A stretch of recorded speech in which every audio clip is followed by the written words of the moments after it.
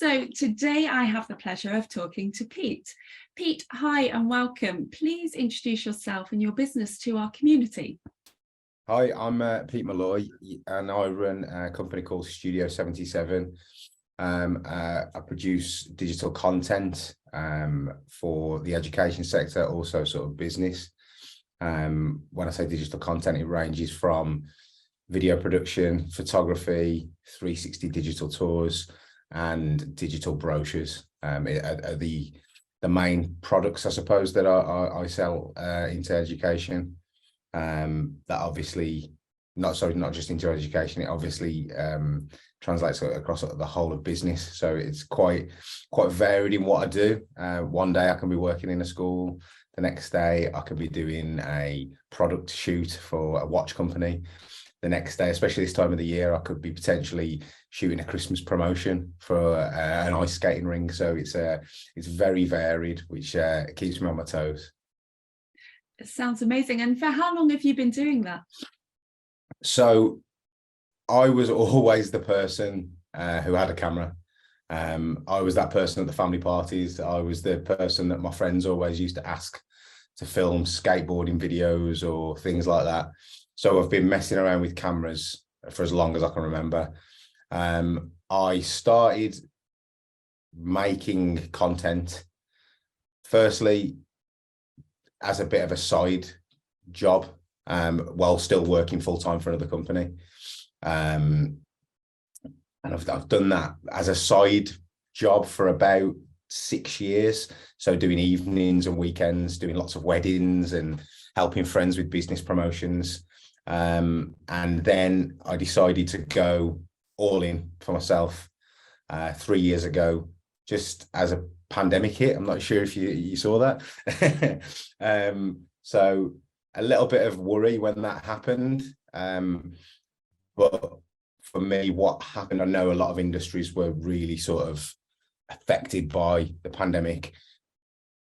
Digital content, video production seemed to go that way. And obviously everyone's need for online content grew through the pandemic and has continued to grow. So touch wood, things started to get really busy and haven't stopped, which is a great thing, obviously. Fantastic. And yes, that big C word, the COVID. Yeah. And yeah, you know, actually, you're right. There was a lot of pivotal times there with people, you know, going online. So it's amazing what services and products did grow throughout that period. What would you say that your biggest learning has been since starting your business at that time?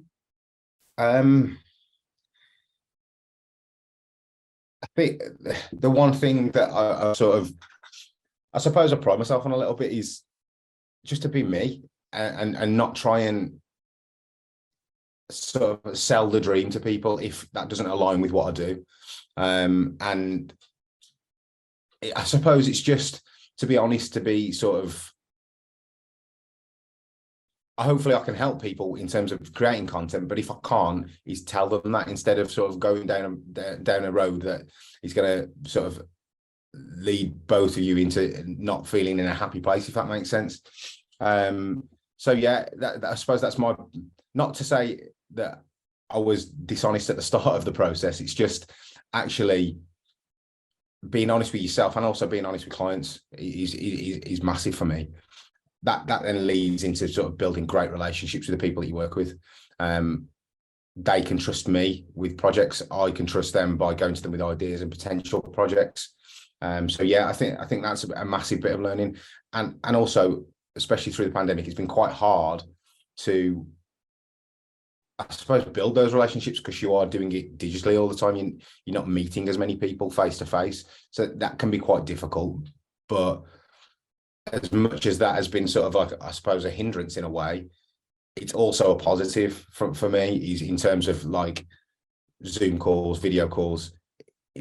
It's time efficient because I can fit 4 meetings in a day via Zoom, whereas if I was to do that previously, that's almost a whole day and travel expenses and driving around and not being able to do anything between meetings. So yeah, I suppose it's at both sides of the fence. It's difficult to build relationships via video calls, but also it's time saving from a business standpoint. Yeah, absolutely. It does have its pros and cons, but like you say there, you know, efficiency, especially when a lot of the work is you or needs to be driven by you. What would you say that your greatest success has been?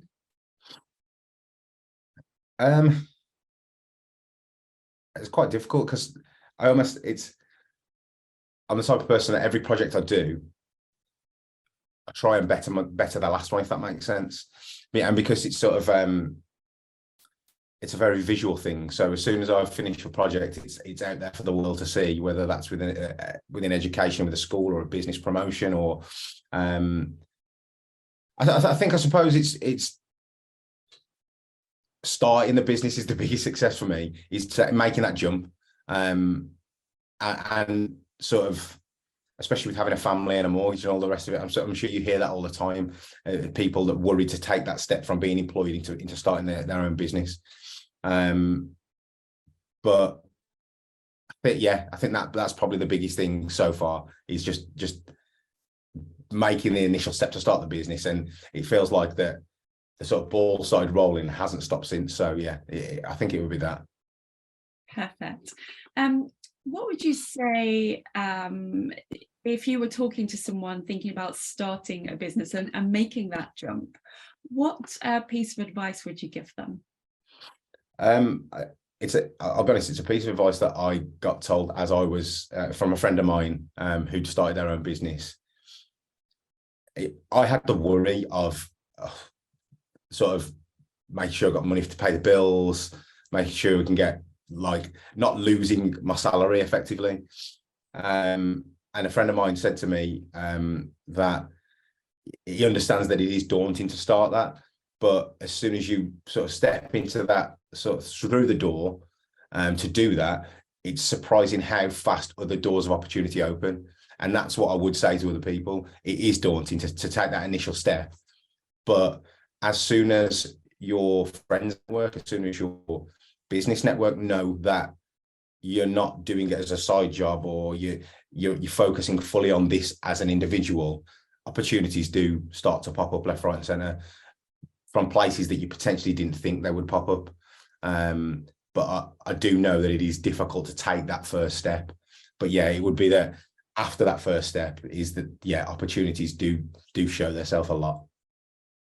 Yeah, and I think it's that confidence, isn't it, making that jump, and as you intimated earlier, that relationships, just talking to people and building those relationships is key. I think as well is that's key, is that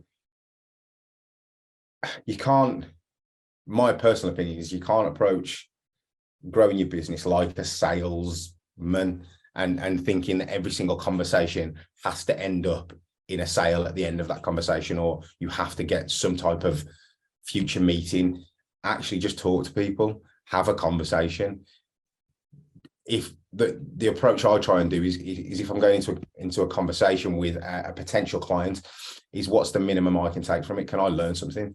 If I don't work with that client, it needs to help me, like, develop as a person, as a business, for the next time I have a conversation with a client, a similar client, or actually we may revisit further down the line with the person I met initially. But it's, yeah, not to go into it thinking I need to sell, or I need to get someone booked on to do it, the next job, because if you do that, you become that pushy salesman. And it's for me, it's transparent. When I'm meeting with people about buying services in for my business, I'd rather have a good conversation rather than be sold at all the time.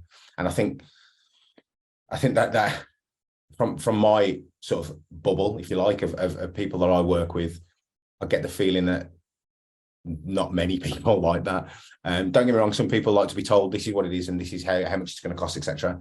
But again, it's just how I build my business is built on relationships, have conversations, talk to people, and it's a two-way street. It's not just sell.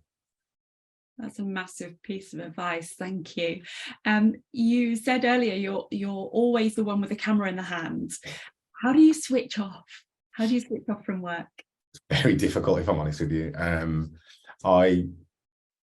My office where I'm at today is at home, so I do a lot of my editing, a lot of sort of meetings, etc., from home. And I really struggle to sit down and watch TV or switch off. Obviously, I switch off when it's family time. With I've got 2 boys, and sort of I switch off then. But then when the boys are asleep, and my wife's a teacher, so she has to then start planning. And I really find it difficult, especially with my phone, emails, or back into the office at any of an evening. It's probably the biggest thing for me personally I need to work on, is being able to switch off. But it's also difficult at, I suppose, a growth stage of your business or early stages of a business, is that you want to sort of go all in on it. But yeah, it's the area that I switch off the most is when I sort of play football or go to the gym. That's where I know I physically switch off. When I'm sitting watching a film with my wife, or watching I'm a Celebrity or whatever it is, it's very hard for me to mentally switch off, because I'm thinking about other things. When I'm physically active, I'm active in that moment. So yeah, I do know it's an area, personal development for me. But yeah, I'd say sort of for me it's physical exercise. You're still taking great care, though, in that personal time and space is equally important. So that's massive. Thank you. Looking back on your journey so far, what 3 words would you choose to sum it up?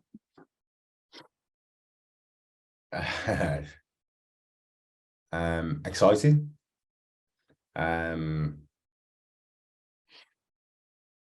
Challenging. And 3rd word, fun. Because ultimately, as I said to you before, I was the person with the camera in the hand at family parties. This was my hobby. I've turned my hobby into my job. So if I can't have fun doing that, then there's something wrong with me. Pete, thank you so much for joining us today and for sharing your business journey with our community. Here's to your future success. Thank you.